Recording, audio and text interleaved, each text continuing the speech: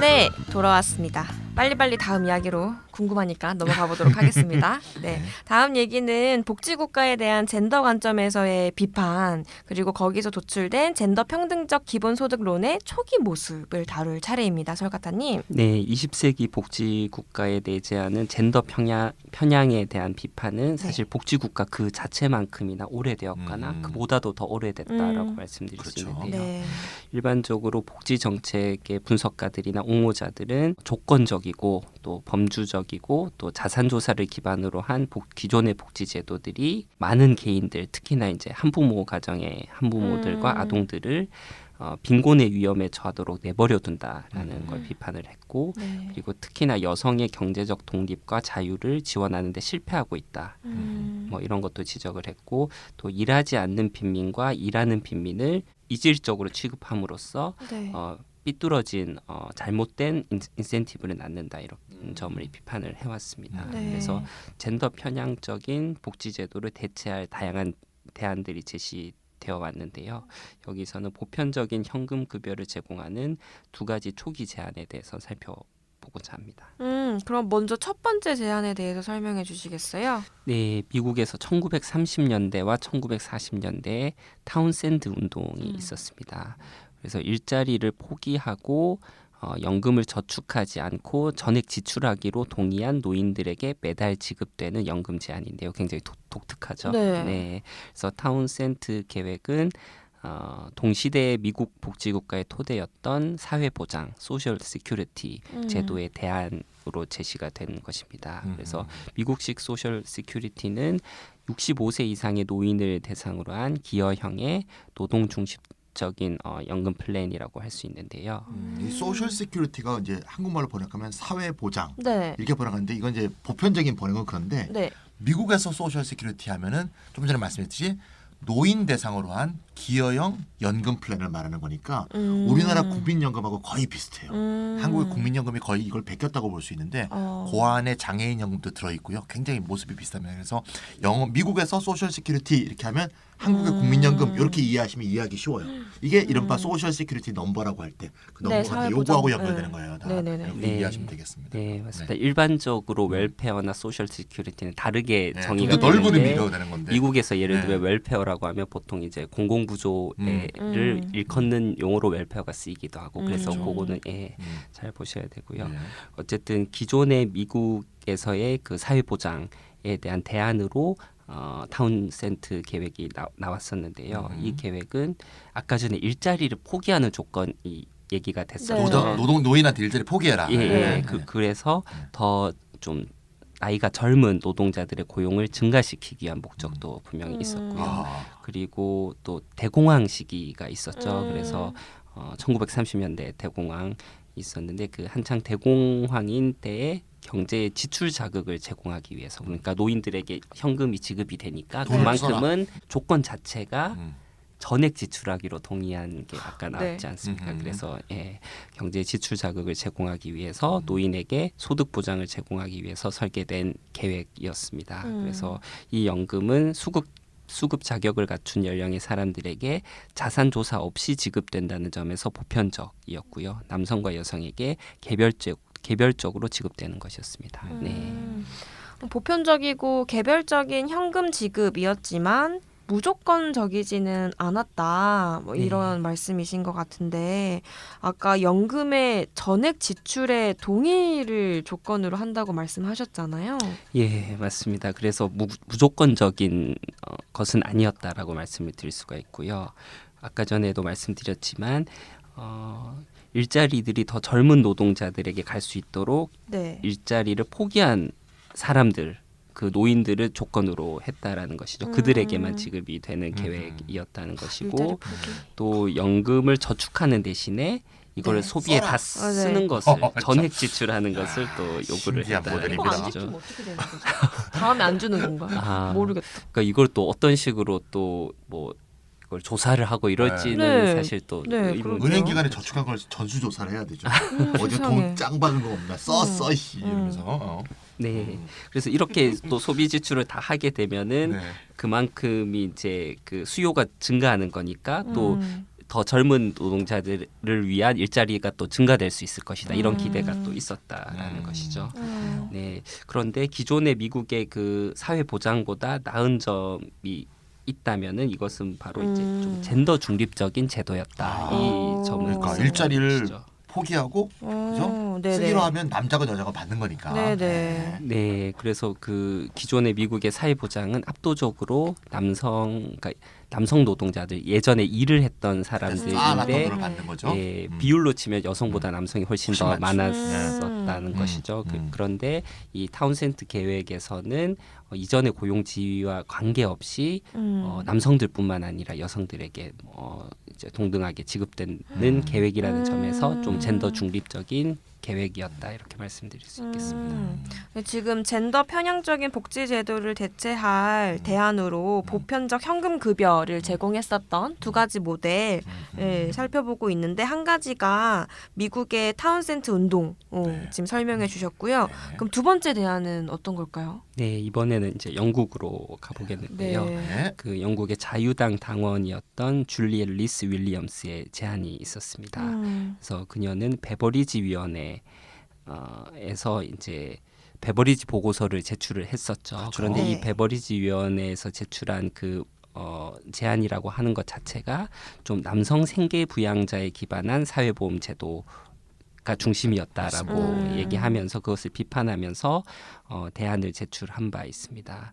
그래서 베버리지 보고서 자체가 노동자들의 소득 대체 그러니까 일을 좀 하기 힘든 상황에서는 기존에 일했던 소득의 뭐 몇 퍼센트 이런 식으로 이제 대체 소득이 지원되는 어떤 그런 모델인 것이죠. 이런 것 자체가 리스 윌리엄스가 보기에는 빈곤을 근절하는 데는 실패할 것이다라고 본 것이고 또 노동 빈곤층의 노력에 보상을 제공하는 데에도 실패할 것이다. 그래서 이것은 왜곡된 인센티브를 낳을 것이라고 이제 주장하면서 비판을 한 바가 있습니다. 그래서 그 대안으로 그녀는 개인 단위로 남성과 여성에게 지급될 보편적인 급여를 제안을 하고 있는데요. 네.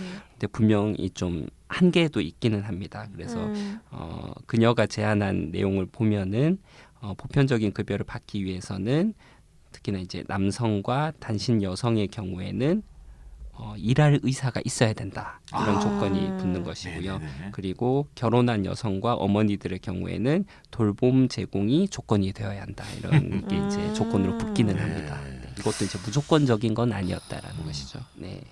타운센트 운동처럼 보편적이고 개별적인 급여는 주장했지만 조건이 달려서 조건이 달려 있네요.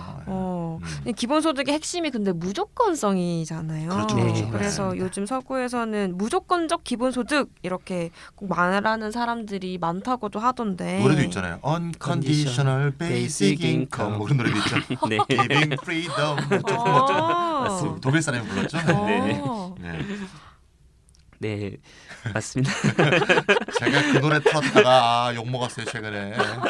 왜 행사에 영어 노래를 트냐 이렇게 누가 뭐라 그러더라고요. 이런 비판도 있고 그래가지고 전 인류적인 문제를 고민하는 아하. 상황에서 그랬습니다 네. 최근에 며칠 전에. 네, 그래서 복지 정책에 대한 비판자들은 좀 조건적인 현금 급여를 주장하는 경우도 좀 많이 있습니다. 그러니까 뭐 무조건성에 대해서는 다 찬성하지는 않는다라는 얘기고요. 물론 이제 좀 보편적인 현금 급여를 주장하는 사람들은 분명히 있었다라는 것이죠.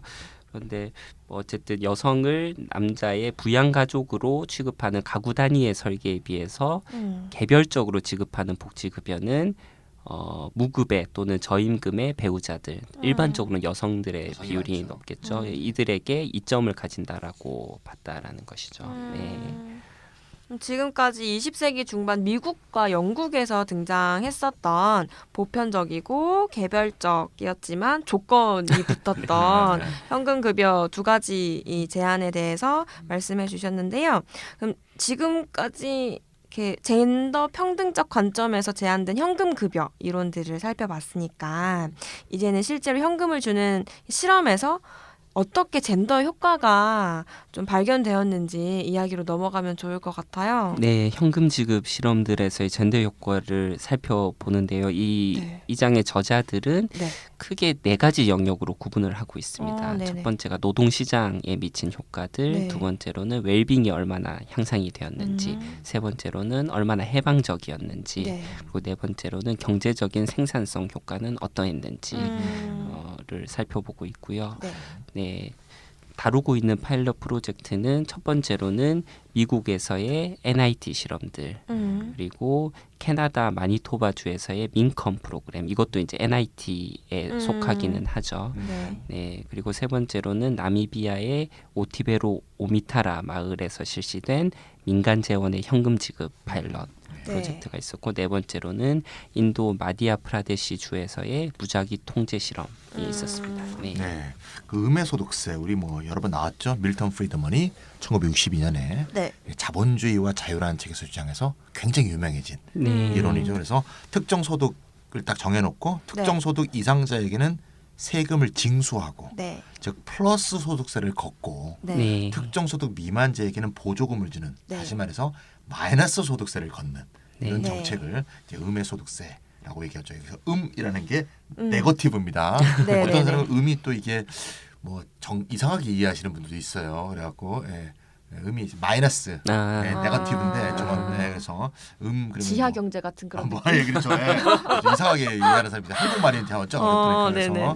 요 우리가 NIT를 개인 단위로 설계하고 가구 단위가 아니고 만약에 개인 단위로 설계하고 기본소득의 재원을 개인 소득세로 단일화해서 네. 평균세로 소득세를 걷는다고 가정하면 네.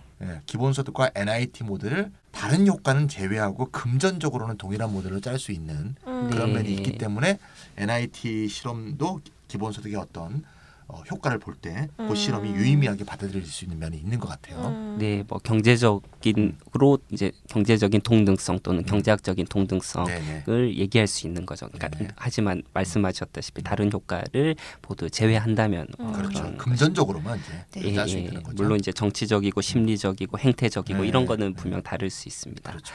네, 그래서 여기서는 미국의 NIT 실험들이 갖는 젠더 관련 효과들로 논의를 제한하는데요. 그러니까 네. NIT 실험들의 효과가 굉장히 많은데 그 중에서 젠더 관련된 네. 것으로 이제 포커스를 맞추겠다라는 것입니다. 노동시장 효과들의 경우에는 연구자들은 젠더에 따라서 서로 다른 노동시장 감소를 관찰을 했습니다. 그래서 네. 기혼 남성보다는 기혼 여성에서 더 큰 노동시간 감소가 있었죠. 아하. 네, 이것은 소득 지원이 여성들로 하여금 무급의 돌봄 노동에 그들의 시간을 더 많이 바치도록 유도했음을 시사하는 거라고 할 수 있는데요. 이것은 앞서 지적했다시피 여성 운동이 두려워했던 것 중에 일부에 속하는 것입니다. 그러니까 기존의 성별 분업 체계가 오히려 강화될 수 있는 건 네. 아니냐, 뭐 이런 네. 것이겠죠. 어떻게 이런 결과가 나왔을까요? 네, 물론 이제 실험 설계로 인해서 결과의 신뢰도에 대한 이의가 좀 많이 제기가 됐었습니다. 뭐 예를 들면 프로그램의 비용을 최소화하기 위해서 네. 이전의 가구 소득에 따라서 그리고 또 무작위가 아니게 그 가족들에게 부과되는 NIT 지급 액수와 급여 철회율이 다 달랐다는 어떤 문제가 가족별로 다 달랐다. 예.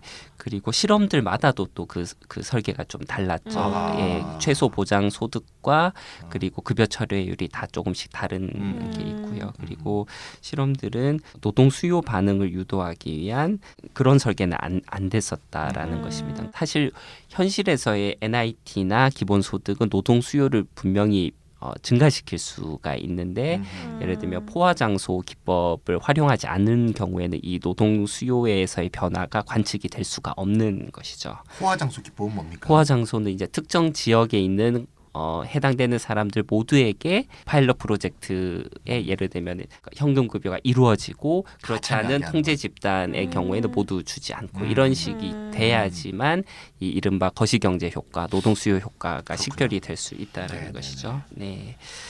네, 어쨌든 미국의 NIT 실험은 가족 내의 1차 소득자와 2차 소득자에게 그리고 주 생계 부양자와 주 돌봄 노동자 사이에 서로 다른 노동 공급 효과들을 낳음을 시사를 했는데요. 그런데 이제 지금은 2020년이지 네. 않습니까? 그런데 NIT 실험들을 했던 것은 1960년대, 70년대 네. 가장 늦게까지 한 거는 미국에서는 1980년까지였는데요. 그래서 시대 상황이 너무 달라졌다라는 네. 것이죠. 젠더 역할이 변화했고 네. 가족 구성이 많이 또 바뀌었죠. 그렇죠. 네. 그리고 또 근본적으로는 NIT와 기본소득이 또 다르죠. 음. 예, 그렇기 때문에 1960, 70년대의 미국의 NIT 실험의 결론을 또 그대로 받아들이기에는 좀 제한적인 게 있다라는 것이고요. 또 많이 지적이 되고 있는 것은 예를 들면은 노동 공급이 줄어든 게 왜 줄어들었느냐라고 봤을 때에는 정말 특정 시기에서는 사실 또 돌봄 노동이 많이 제공이 돼야 되는 부분이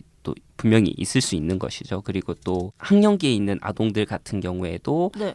학업에 교육에 더 많이 하는 게 더 사회적으로는 유리할 수가 있는데 그런 식의 어떤 변화들을 반드시 부정적으로만 볼 거냐, 딱 단일하게 노동 공급이 줄어들었다는 그걸로 볼 거냐, 뭐 이런 식의 어떤 이슈들은 또 많이 제기가 그러네요. 됐었습니다. 예.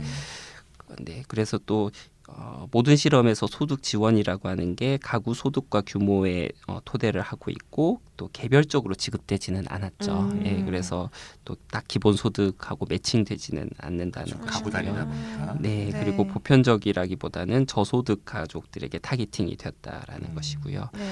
또 NIT 실험들은 수급자들의 소득에 대해서 높은 실효세율을 부과를 했다라는 것이죠. 근데 기본 소득의 경우에는 설계에 따라서 이것과 뭐 비슷할 수도 있고 비슷하지 않을 수도 있다. 뭐 이런 얘기를 하고 있습니다. 그렇군요. 좀 제한적이네요. 네. 그 어쨌든 지금 1970년대랑은 좀 다르게 세상이 느낌이 좀 안 오시죠? 네, 네, 네. 70년대. 태어나지도 않았어요. 네. 전 태어났어요. 네. 세상도 많이 변했고. 얼마나 바뀌었는지 압니다, 제가. 네. 완전 다른 세상이에요. 네. 네, 네. 근데 1970년대 했던 이 실험도 뭐 개별성이나 보편성 이런 부분에서 문제가 좀 있었기 때문에 주로 여성이었던 돌봄 노동자의 노동 공급이 뭐 더 줄어들었다 이런 결론을 곧이곧대로 수용하기에는 좀 한계가 있다. 그렇죠. 이렇게 말씀해 네. 주신 것 같고요. 네. 근데 지금 계속 녹음 중에 딱딱딱딱 이렇게 소리 들리는 거 다들 이렇게 핸드폰 문제일까봐 미리 말씀을 드리면 여기 라디에이터에서 계속 나는 소리인 것 같아요. 아. 네, 여러분의 핸드폰에는 문제가 없음을. 저는 빨리 녹음하라고 아. 시한폭탄 째깍째깍 하는 건 줄 알았어요. 아. 니들 녹음 안 하니? 이러면서 계속 째깍째깍 하다가 네네. 사라지고 맞아요, 째깍째깍 맞아요. 사라지고. 네. 초읽기 뭐 오, 그런 것 같습니다. 어떻게 네. 이거 알아냈어요? 같이 앉아 있는데 들리는 소리가 방향이 네. 껐습니다. 네. 네. 네, 이제 안 들릴 것 같네요. 안 들립니다. 네. 네. 안 들리면 당신 말이 맞는 거고 또 들리면 죽는 겁니다. 네. 네, 이제는 두 번째 실험으로 네. 넘어가 보도록 하겠습니다. 마니토바의 민컴 실험, 이거는 좀 유명한 실험이지 않나요? 네, 정말 네네. 유명하죠. 네네. 네. 1974년부터 79년까지 실시되었던 캐나다의 민컴 프로그램은 네. 캐나다 마니토바주의 농촌 공동체 중 하나인 도핀이라는 곳에서 포화장수 기법을 실제로 적용을 했습니다. 그래서 1만 명에게 그 당시 캐나다의 공식 저소득 기준선이라고 하는 게 있습니다. 그러니까 캐나다에서 이제 리코라고 하는데요. Low Income Cut-Off의 줄임말이 되겠습니다. 네, 그 기준선의 60%에 해당되는 자산조사에 기반한 복지급여를 지급받을 자격을 주는 실험이었는데요. 물론 신청하지 않은 사람도 있었고요.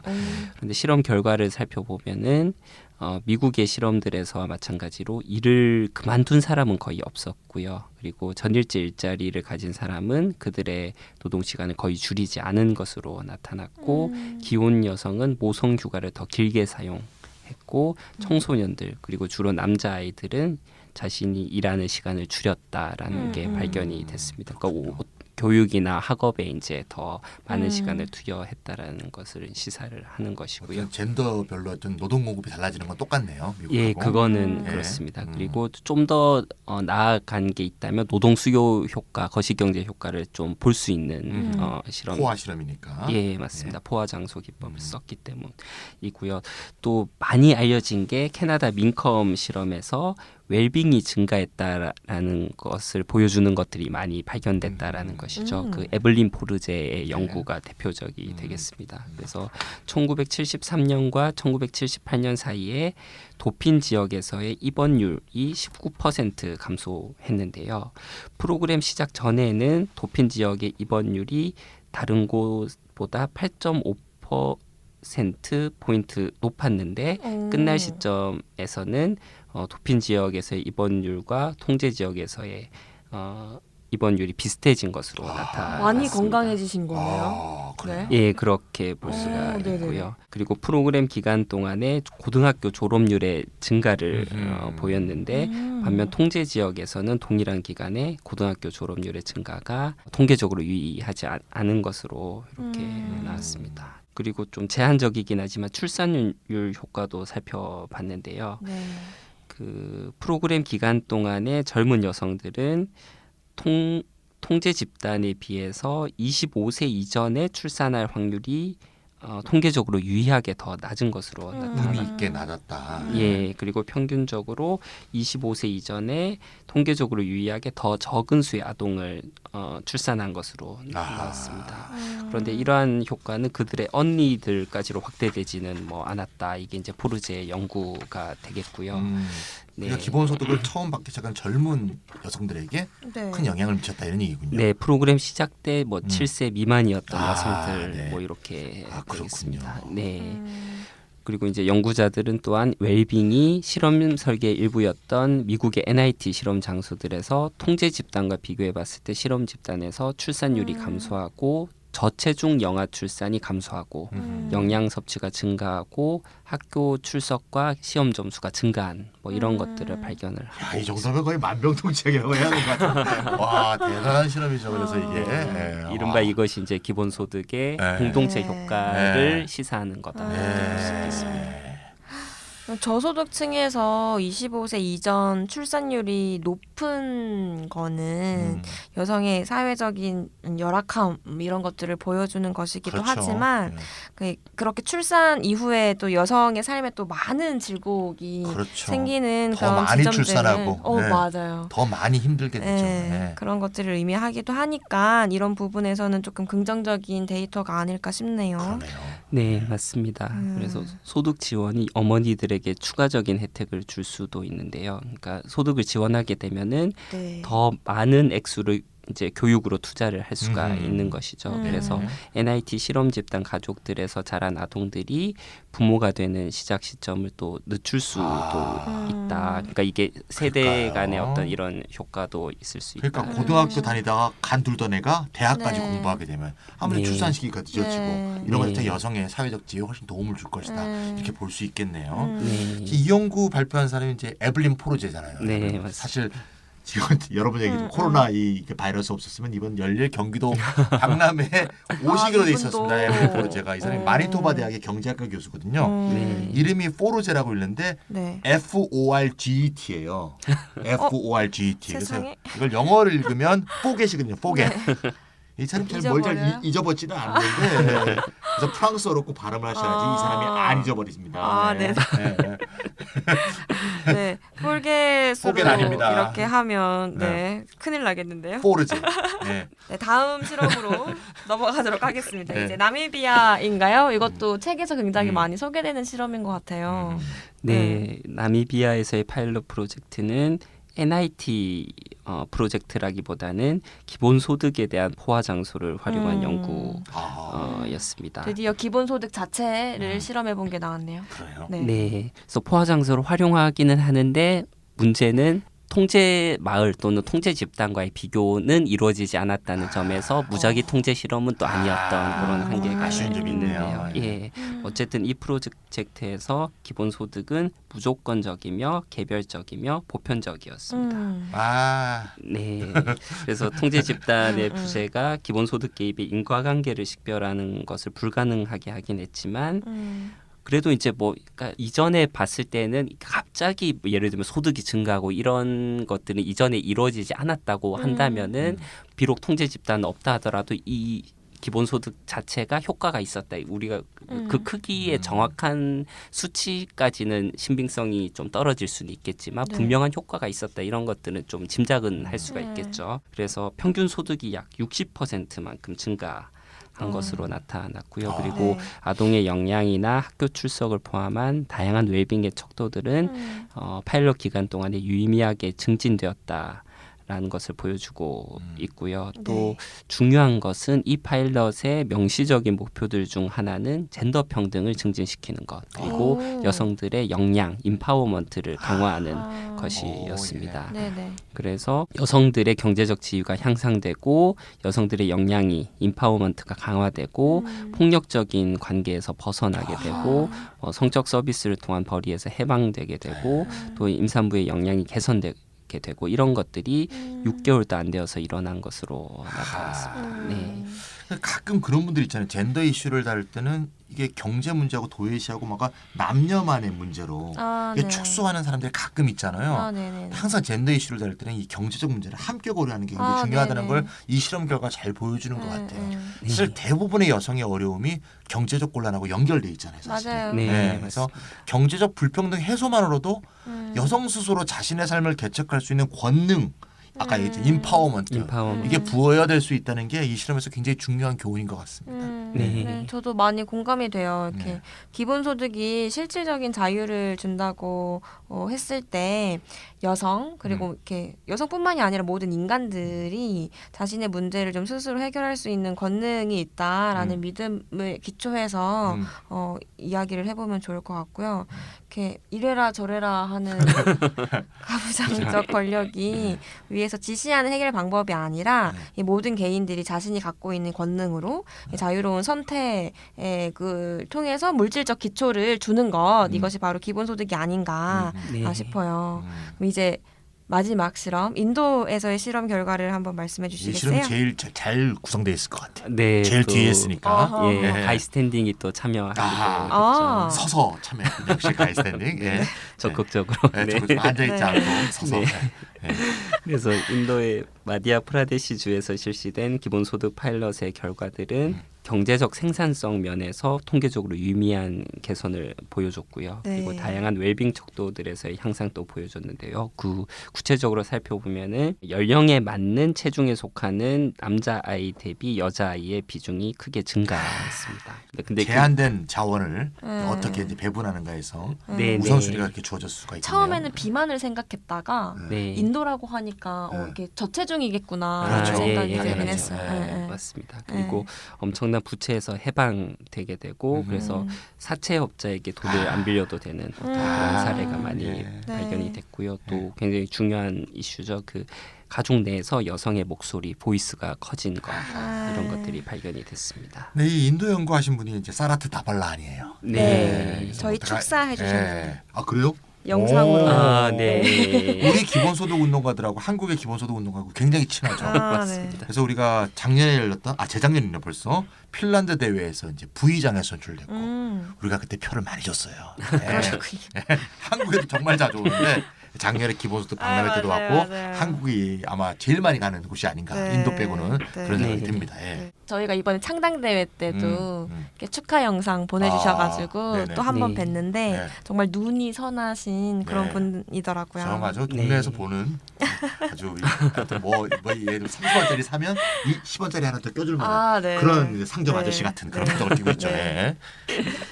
네, 결국 이렇게 젠더 효과 음. 관련해서 얘기 나눠봤는데 모두 예상할 수 있듯이 무조건적이고 개별적인 이 현금 지급이 노동소득에 대한 경제적 의존을 좀 낮춰주고 교육, 건강, 또 가족의 삶, 사회적 삶 이런 측면의 웰빙을 증가시켰다 이런 네. 말씀을 해주셨어요. 이 결과는 여성이 남성에 대한 의존성을 감소시킬 수 있는 그런 긍정적인 결과들까지 예측해 볼 수 있을 것 같은데요. 이제 결론을 낼 차례입니다. 기본소득의 젠더 효과, 젠더 평등을 지원하는 이 기본소득의 구조 에 대해서 얘기해봤는데 설가타님이 결론을 좀 정리를 해주세요. 네, 그래서 이 장의 저자들이 이제 결론을 좀 내리고 있는데 그것을 좀 요약해서 말씀을 드려보도록 하겠습니다. 네.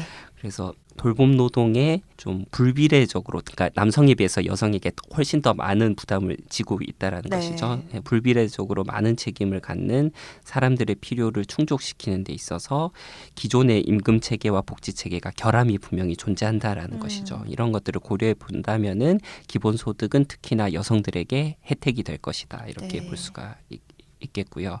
그렇지 않았더라면은 부양가족, 그러니까 금전적인 재정적인 의존자에 불과했을 많은 여성들이 이로부터 좀 해방될 수 있는 기본소득을 통해서 이렇게 말씀드릴 수가 있겠습니다. 그래서 첫 번째로는 기본소득은 가구 내에서 더 가난한 파트너, 대부분은 여성이 되겠죠. 네.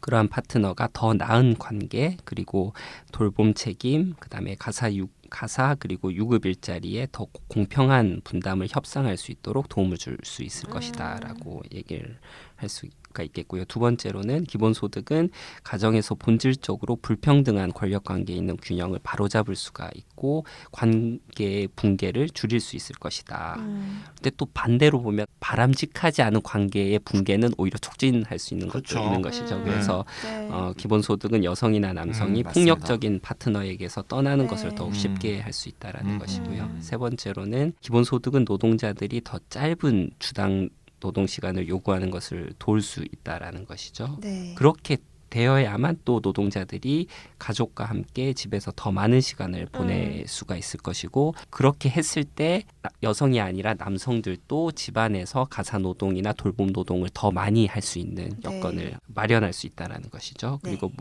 물론 이제 보육 시설이 뭐 개선된다든지 이런 것들은 동반이 되어야 할 것입니다.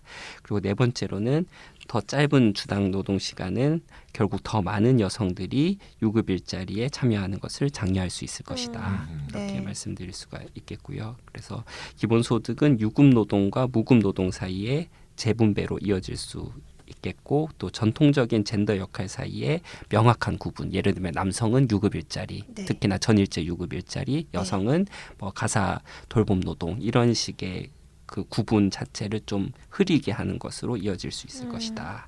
이렇게 이제 전망을 하고 있습니다. 네. 그래서 그 중요한 점은 젠더 평등주의적인 경제에서 돌봄 노동이 사회 경제적 지위가 낮은 여성에게 자주 맡겨지며 또 기본소득이 이들의 젠더 역할을 강화시키는 효과를 또한 가질지 모른다. 이런 것들이 우려가 분명히 있는 것이죠. 네. 그래서 이렇게 되지 않도록 분명히 주의할 필요는 있겠다. 그래서 다양한 다른 정책적인 패키지들이 같이 가야 된다라는 것입니다. 네. 분명히 기본소득이 젠더 평등을 지원하는데 힘이 되는 것이 예상은 되지만 우리가 분명히 경계해야 할 지점도 있다. 이렇게 좀 정리를 해주신 것 같아요. 근데 이 기본소득의 젠더 효과를 지금까지는 여성의 입장에서 많이 얘기를 해봤는데 네. 남성의 관점에서 보면 좀 어떻게 볼 수 있을까요? 네, 기본소득은 여성들뿐만 아니라 현재 좀 재정적인 보장이라고 네. 하는 걸 결여한 남성들에게도 재정적인 보장을 제공할 수가 있는 것이죠. 그리고 남성들에게 그들의 시간 사용에 대해서 더 많이 통제할 수 있는 힘을 부여할 수 있을 것입니다. 특히나 이게 좀 대대적인 노동시간 단축과 동반하게 됐을 때는 더 네. 그럴 것이고요. 그렇죠. 그래서 남성들에게 자녀를 키우는데 참여할 수 있는 능력과 또 전통적으로 여성에게 할당되고 남성들에게서는 단념된 어떤 가사 역할이라든지 돌봄 역할을 더 공평하게 분담할 수 있는 능력을 높이도록 할 수 있다라는 것입니다. 그래서 아동이나 노인에 대한 공식 돌봄을 넘어서서 기본소득은 건강한 공동체를 유지하기 위한 그리고 또 쉽게 상품화될 수 없는 어떤 좀 결속 노동 이런 것들에 대해서 보상할 수 있다. 뭐 자원봉사 활동이라든지 공동체 참여 활동이라든지 네. 좀 그러한 정치적인 활동 이런 것들에 대한 보상으로서 작동할 수 있을 것이다. 이렇게 네. 기대. 결속 노동이라고 하는군요. 뭐 참여 노동이라고 네. 할 수도 어렵습니다 있고. 말이요. 네네. 예, 예. 네네. 그리고 이제 개인 단위로 지급되는 기본소득은 다양한 가족 형태들을 포용할 수 있다라는 것이죠. 네. 그러니까 뭐 그렇죠. 그 사람이 이성애자냐 동성애자냐 한부모 가족이냐 아니냐 또는 뭐 어떤 대안적인 가구 구성에 속하냐 아니냐 뭐 이런 것들에 대해서 특정 형태를 우선시하거나 불리하게 하지도 않으면서 그렇게 네. 할 수 있다는 것이고요. 작년도에 포럼에서 아마 그 기본소득 청소년 네트워크에서 주도적으로 했던 네. 그 세션이 아마 또 이 이슈와 네, 또 네. 작년 직접적으로 네. 예 연결이 된다고 말씀드릴 수 그래서 있겠습니다. 그 세션에서 보스턴 패밀리, 보스턴 피플. 보스턴 피플, 네. 예. 보스턴 패밀리래. 보스턴 피플 얘기도 했었죠. 이 네. 대안적 가구 얘기하니까 제가 영화가 하나 생각나는데 네. 네. 올해 그 칸느 영화제는 그 기생충이 기상을 네. 타는데 그 전해에 일본의 영화 감독인 고레다 히로카츠 감독의 어느 가족 이 영화가 탔죠. 일본에서는 좀도둑 가족이라고 이제 번역이 됐는데 네. 사실 낳았다고 부모가 아니잖아요. 사실 아, 이 네. 고레다 히로카츠가 예전부터 아무도 모른다라는 영화서부터 이렇게 사실 생부모가 생물학적 부모가 아니며 네. 실제로 그게 중요한 게 아니고 어떻게 인간의 네. 사실상 삶의 어떤 공동체성에 대해서 많이 이제 탐구하는 그런 작품들을 많이 만들었는데 전혀 혈연적 관계가 없는 사람들이 모여서 함께 사는데 주로 생계 방법이 좀도둑이에요. 이렇게 훔치고 저렇게 훔치고 하면서 살아가는데 이제 이 도둑행위가 결국 발각이 돼서 네. 이 가족이 결국 경찰에 의해서 해체되게 되는 아. 어떤 사람은 감옥에 가고 어떤 사람은 다시 거리로 내팽겨지고 이렇게 되는데 사실 굉장히 그 전에 이게 정말 즐겁게 살았던 가족의 모습들이 나오고 그런데 그게 이제 칸느 영화제 저번 대상 작품이거든요. 굉장히 제가 좋아하는 감독인데 그러니까 이 대안적 가구 구성 얘기하니까 기본소득이 만약에 전 사회적으로 네네. 실시된다면 네. 더 이상 사회도 이러한 가족들을 더 이상 불온한 눈으로 보지 않을 것이다. 네. 이런 생각이 딱 떠오르네요. 네. 저도 기본소득의 음. 효과 중에서 가장 이렇게 좋아하는 효과가 이렇게 원하는 가족의 형태를 취할 수 있는 힘을 줄 거다 이렇게 생각하는데 네네. 저 찬희 쌤이 추천해주신 이 영화 아직 못 봤는데 어느 네. 가족입니다. 어느 가족? 네, 네. 네이버 평점 9.5. 올 어. 한번 저 너무 나 고레다 오. 히로카츠 영화는 다 봤는데 진짜 좋아하는 영화 감독입니다. 예. 네네 네. 잘 살펴보도록 하겠습니다. 네. 네, 이렇게 설가타님께 좀 질문이 있는데 기본소득의 6번째 원칙으로 충분성 이렇게 이야기하잖아요. 네. 그럼 기본소득의 젠더 효과도 기본소득 액수가 커지면 커질수록 효과도 배가 되는 걸까요? 네, 기본소득 지급 액수가 크면 클수록 여기서 윤곽을 보여준 젠더 평등주의적인 효과들은 더 커질 것으로 예상을 할 수가 있겠죠. 그래서 이상적으로는 기본소득은 적어도 한동안은 유급 노동을 하지 못할지도 모르는 하지만 돌봄 책임을 분명히 가지고 있는 사람들에게 경제적 보장의 토대를 제공하기에 충분할 만큼 커야 한다는 것이죠. 그래야 이제 경제적인 이유로 인해서 그러니까 돌봄 책임은 온전히 지지 못하면서 막 유급 노동을 강제되게 되고 뭐 그런 상황이 만들어지지 않을 거라는 얘긴데요.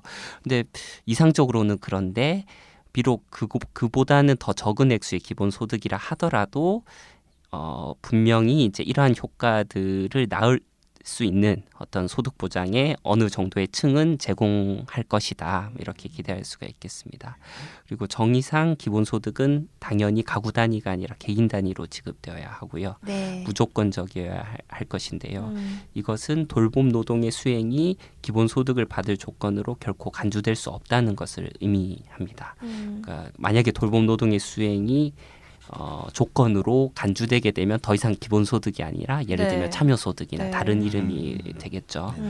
그리고 욕구에 기반한 추가적인 복지급여에 지나치게 의존할 필요가 없이 한부모 가족들에게 경제적 보장을 제공하기 위해서는 아동들에게 또 지급되는 적절한 기본소득이 또 요구가 될 것이죠. 그리고 이미 무조건적인 아동수당이 존재하는 곳에서는 기존의 아동수당에 기본소득이 또 추가되는 어떤 그러한 상도 우리가 생각해 볼 수가 있겠습니다. 그렇군요. 네.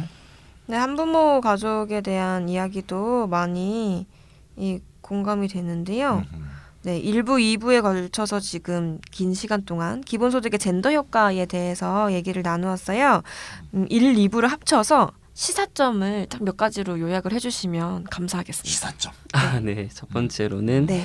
낸시 프레이저가 주장한 바와 같이 젠더 평등을 추구하기 위해서는 기존의 보편적 생계부양자 모델이나 동등한 돌봄 제공자 모델이 아니라 보편적 돌봄 제공자 모델을 명시적으로 지향할 필요가 있다라는 것이고요. 네. 또 기본소득은 보편적 돌봄 제공자 모델로의 전환에 기여할 수 있다라는 것입니다.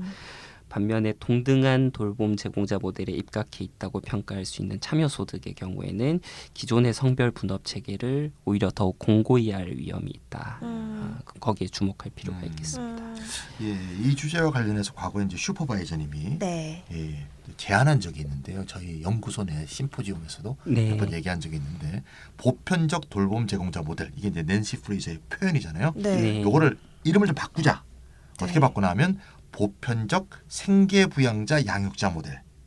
예, 생계부양자 양육자 전부를 보편적으로 하는 그런 모델로 고쳐 부르자 이렇게 얘기한 적이 있어요. 그러니까 보편적 양육자 모델을 잘 보면 네. 이게 가사와 양육만 재분배하자는 게 아니고 네. 네. 생산 그리고 재생산 전체에 걸친 시간의 재분배 네. 이거를 꾀하는 전사회적이고 포괄적인 기획 아니냐 이거죠.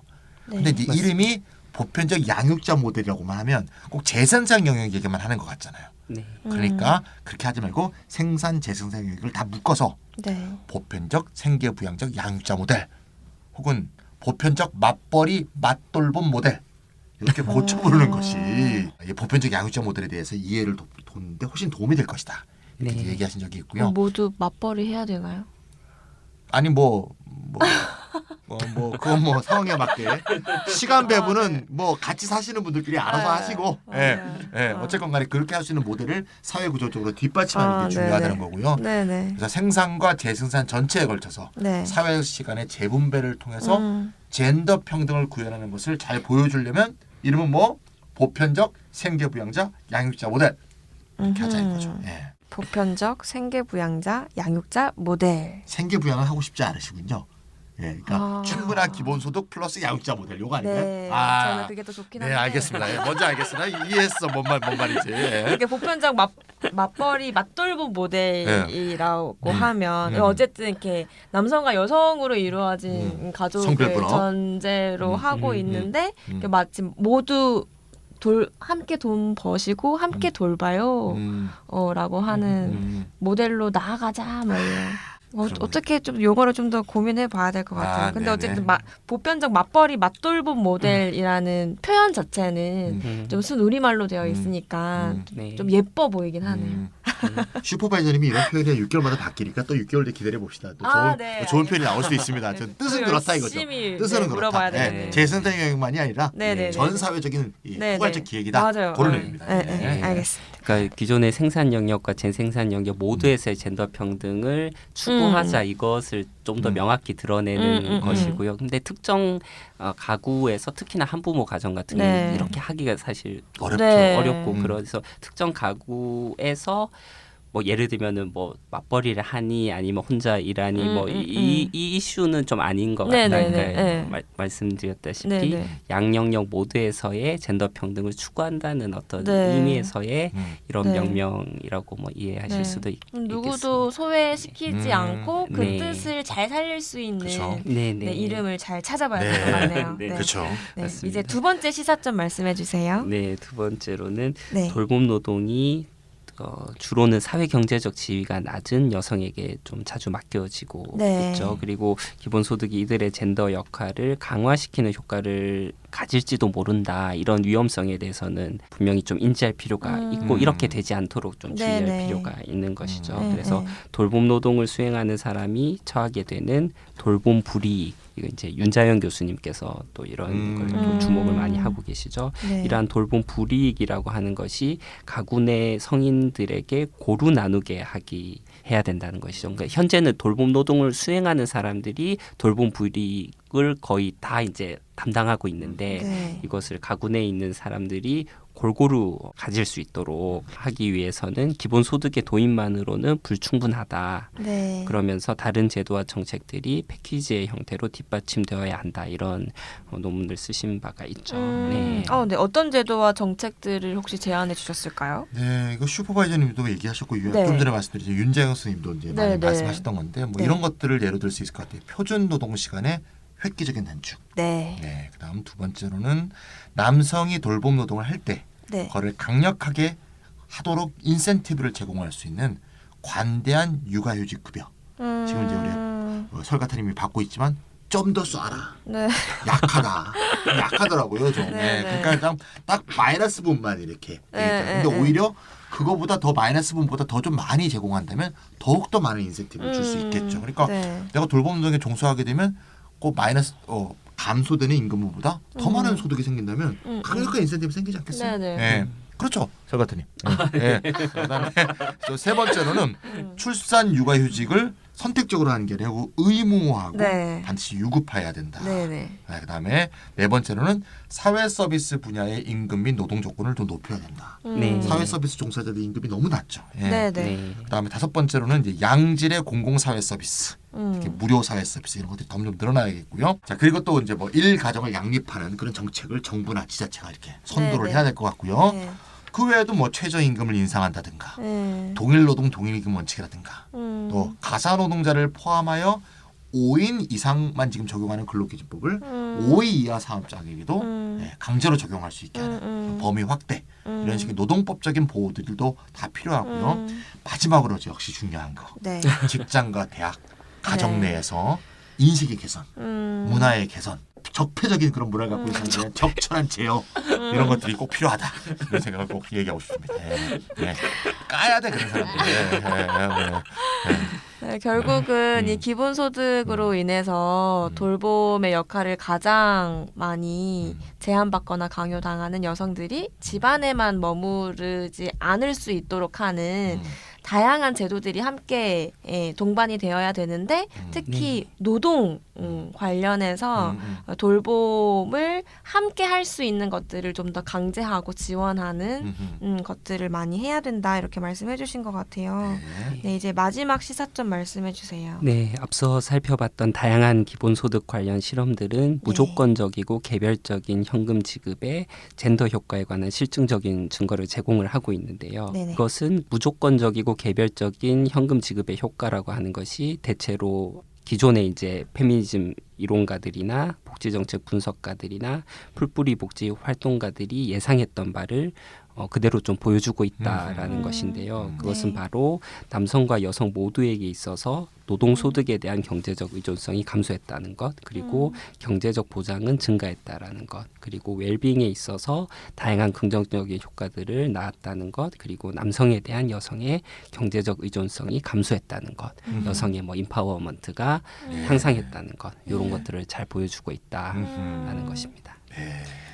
네, 오늘 기본소득 젠더 효과에 대해서 이야기를 나눠봤는데요. 뭐 젠더 평등을 이루는 데 있어서 기본소득이 만병통치약은 아니겠지만 특히나 이 경제적으로 의존할 수밖에 없는 수많은 여성들이나 혹은 돌봄을 하느냐고 자기조차 잘 돌보고 있지 못하는 그렇죠. 많은 수많은 여성들에게 특히 이 젠더 평등이 의미 있을 수 있겠다라는 생각이 참 많이 들었어요. 특히 요새 한국에서 인기 있었던 82년생 김지영 맞아요. 이런 우리 그 책이 인기 있었다는 것 자체가 네네. 사회적으로 그게 큰 공감을 얻었다는 걸 네, 얘기 아니겠습니까? 맞아요. 예. 땡땡에게 기본소득이 있었으면 어떨까라는 상상을 많이 하게 되는 요즘인데요. 앞으로도 기본소득과 젠더 효과에 대한 수많은 논의들이 있으면 좋을 것 같습니다. 오늘 정말 유익한 시간이었고요. 설가타님, 찬이쌤 너무 감사드립니다. 청취자님들 들어주셔서 감사해요.